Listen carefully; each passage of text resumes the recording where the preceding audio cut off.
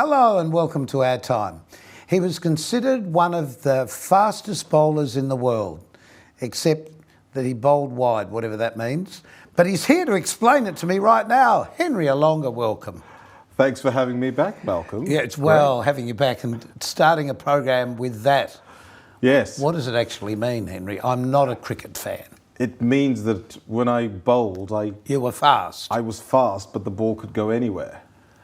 Okay. I was very Isn't it inaccurate. supposed to go to the other end? It is. And knock over the three little doodahs standing Absolutely. up? And if you're Glenn McGrath or Dizzy Gillespie, good old South Australian, then you know where the ball's going to land. But if you're me, You didn't. didn't. Just don't sit too close in the stands. That's right.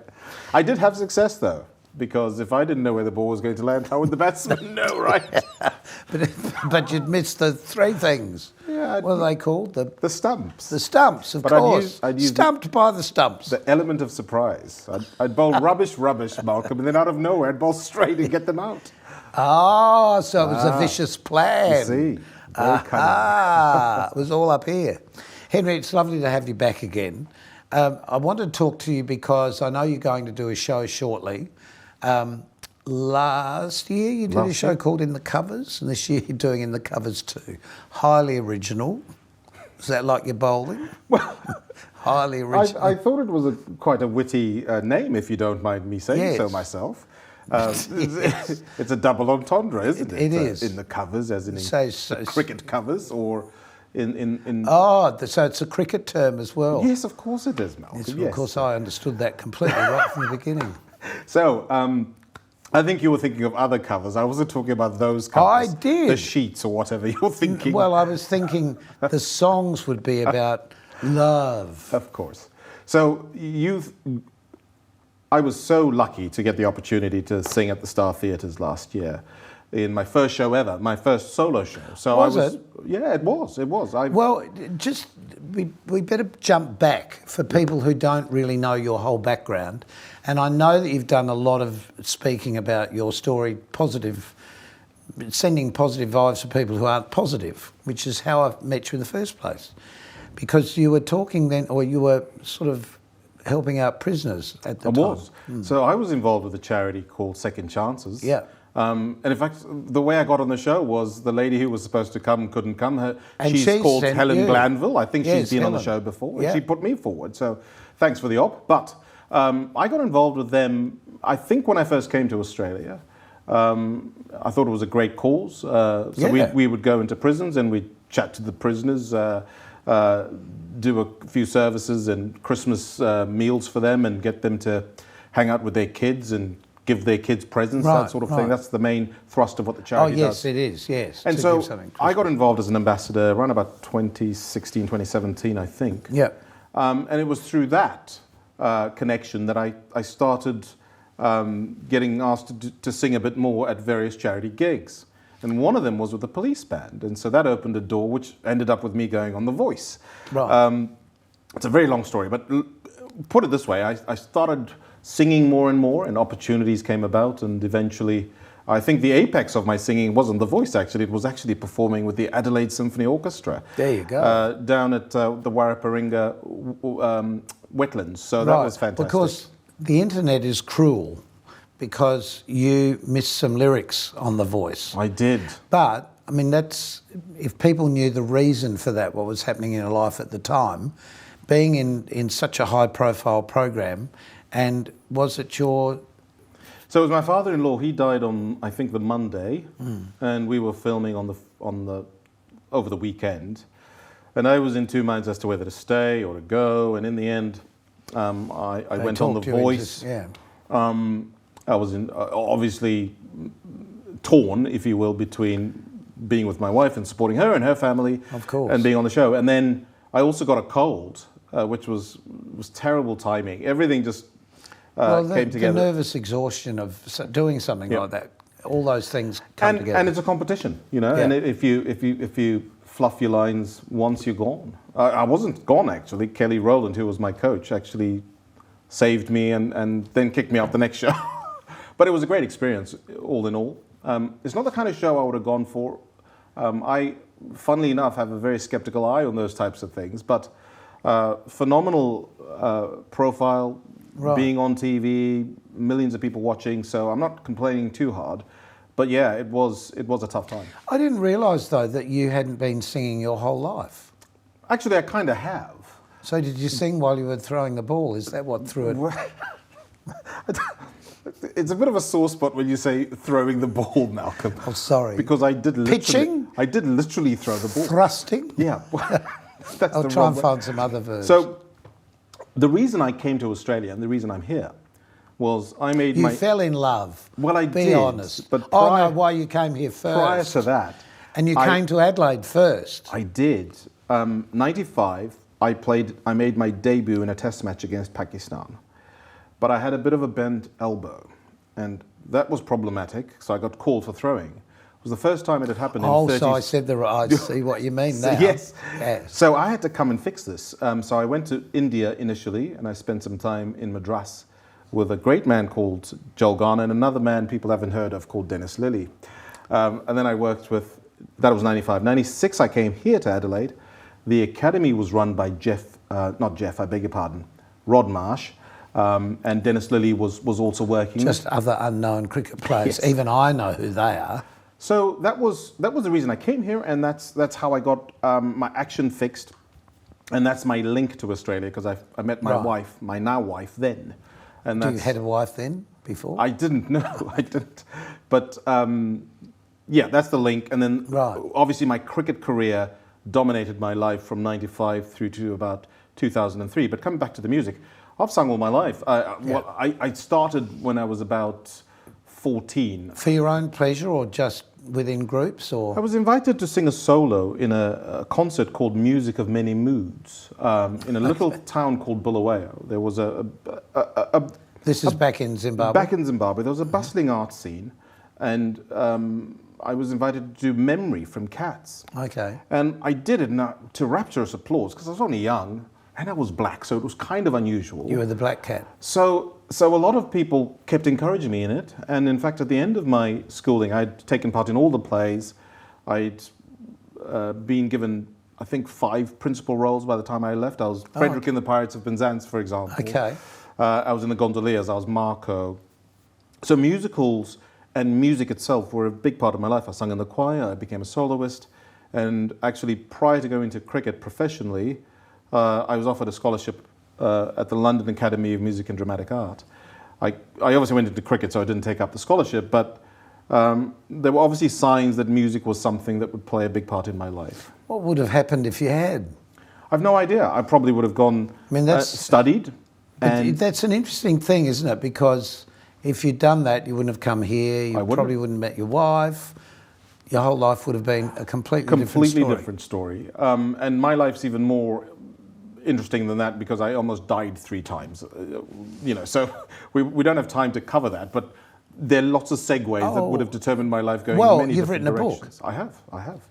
So I wrote Tell me about the book. I wrote a book in 2010. The title of the book is Blood, Sweat and Treason, Henry Olonga, My Story. And when I came to Australia, my publisher, VSP Publishing in the UK, were very difficult about allowing me to print it here.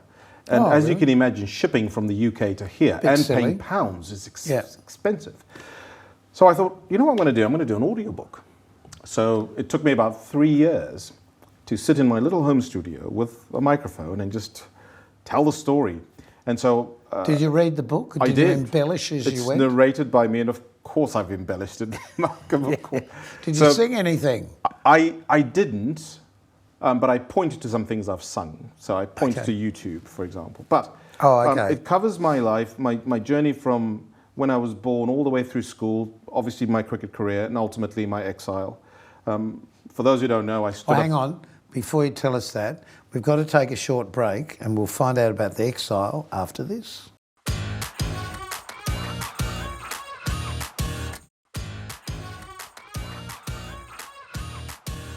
Our guest is Henry Olonga, and we're just about to find out why he was exiled from Zimbabwe. Well, we had a nice man called Robert Mugabe who was... No, he didn't. He wasn't that He was nice. a little bit of a dictator, just a little bit. So he was in power for 37 years by the end of his tenure. But in the early days, in the early 80s, when I was a schoolboy, there were just terrible stories of things he did, killing people, torturing people, imprisoning people. So myself and a colleague, a teammate of mine, did a protest against him, and that led to him being very angry. And so I had to flee and start a new life. Very convoluted story, but I ended up fleeing to the UK. While I was there, I fell in love with Tara. I proposed rather. And then she came. On one knee? Did you do the one? No, it was over the phone. Funny enough, she was here and I was there. Oh. It was very romantic. Oh, It was. look, you're here and I'm there and... Want to get married? Let's get married. Something like that. So anyway. That's the perfect marriage. She came across. We got married in 2004. We started a family 2010. So we've got 2 daughters, Talika and Liana. And round about 2015, she wanted to come home. So we emigrated. Was that a really hard thing? Because you'd made like a home and a family in Yes, the UK. in one sense it was hard for me. It was harder for me because I was starting afresh again in a new country. No work, no contacts, no network, no agent, no manager, nothing. So it was pretty tough. But And I've just realised talking with you that really all the singing stuff has happened since you've been here. That really is a whole new life. Absolutely. So, look, we've settled nicely. The girls are in good schools, and Tara was able to thankfully work in the education department as a teacher, which was her job before she left for England. Right. So we've settled beautifully here, and I've started all sorts of things. Of course, I'm venturing into filmmaking, music, performing, public speaking. So that's my main source of income, is speaking to corporates about my boring life. But you say that, and you've said that before, but of course, if you've not lived your life, it's fascinating. And that's why people pay me to hear it. So exactly. I'm being a little facetious. But we're not thrown out of country. We're not used to people being thrown out of countries.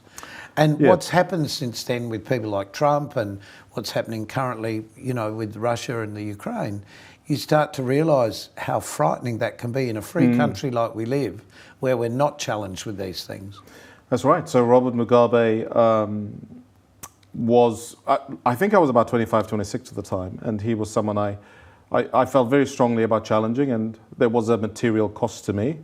But, as you mentioned about the segues and the dovetails and the forks in the road of life, for me it's ended up being a lot of gain, even though there was loss. Yes, and a new life in a way. And a new life. I love Australia. I love South Australia. Because you were saying to me before, you were just a sportsman who loved any sport. What did you play?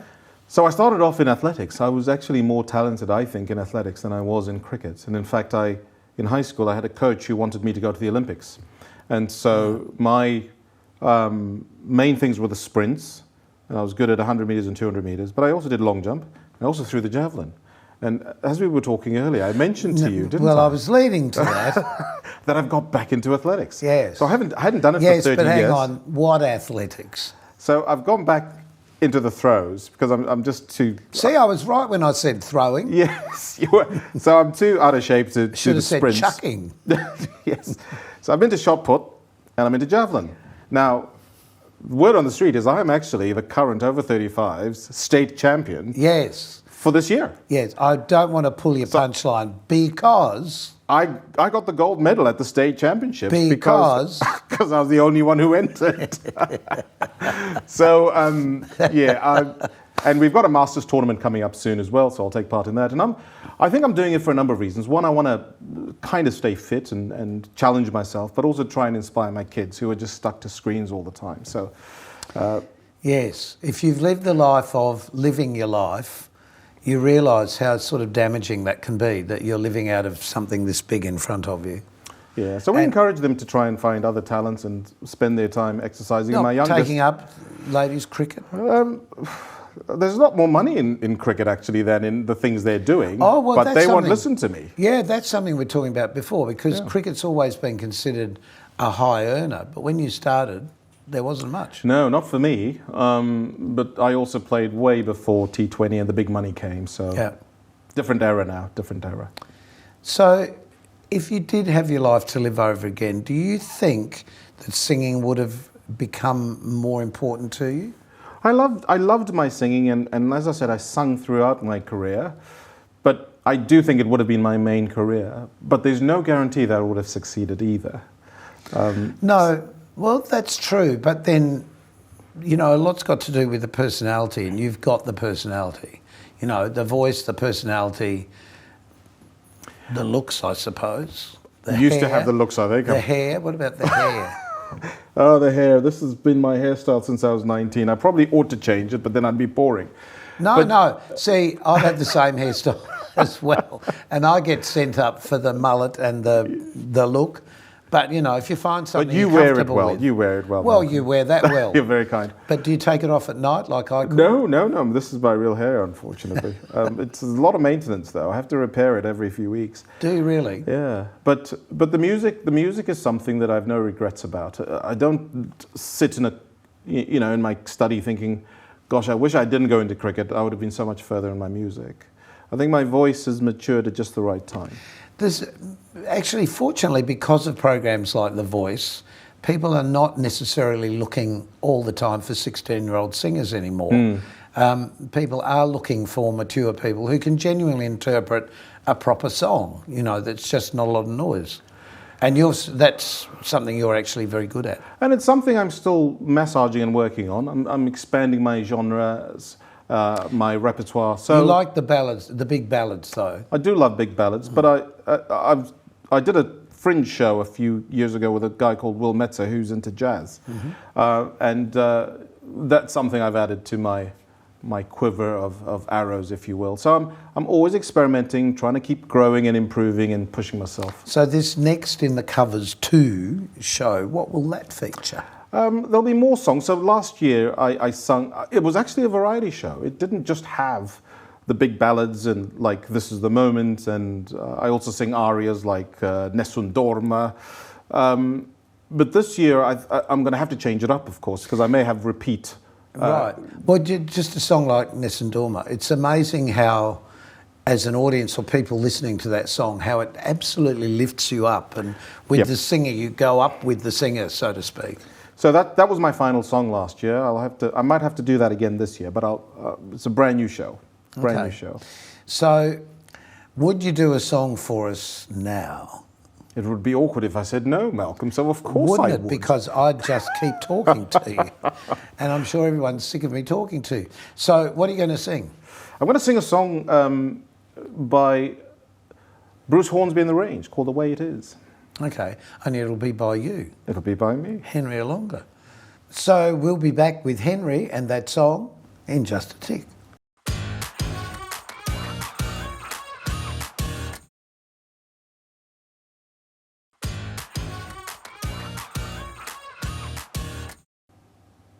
And now here's, as promised, Henry Olonga with a song, That's the Way It Is. Here's Henry.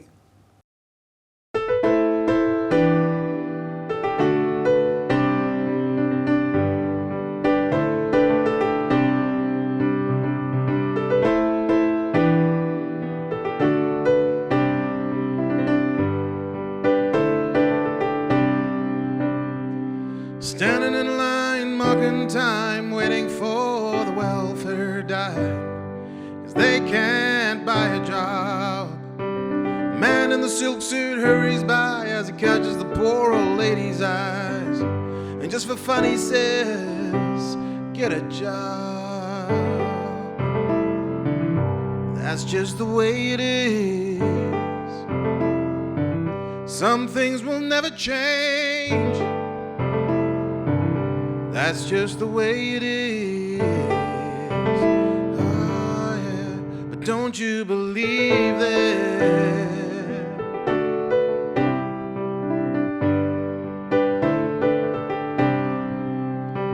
Said, hey little boy, you can't go where the others go, 'cause you don't look like they do. Said, hey old man, how can you stand to think that way? Did you really think about it before you made the rules? And he said, son, that's just the way it is. Some things will never change. That's just the way it is. but don't you believe them?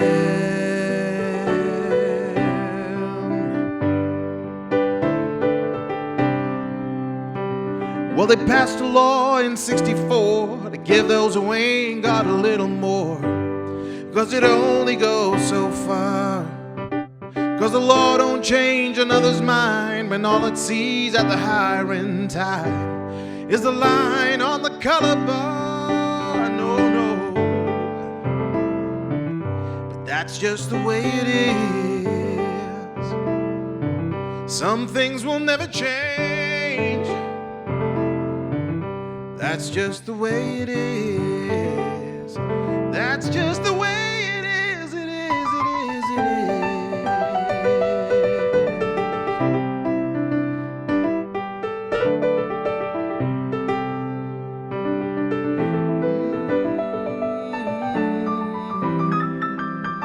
That's just the way it is. That's just the way it is. Some things will never change. That's just the way it is. But don't you believe them?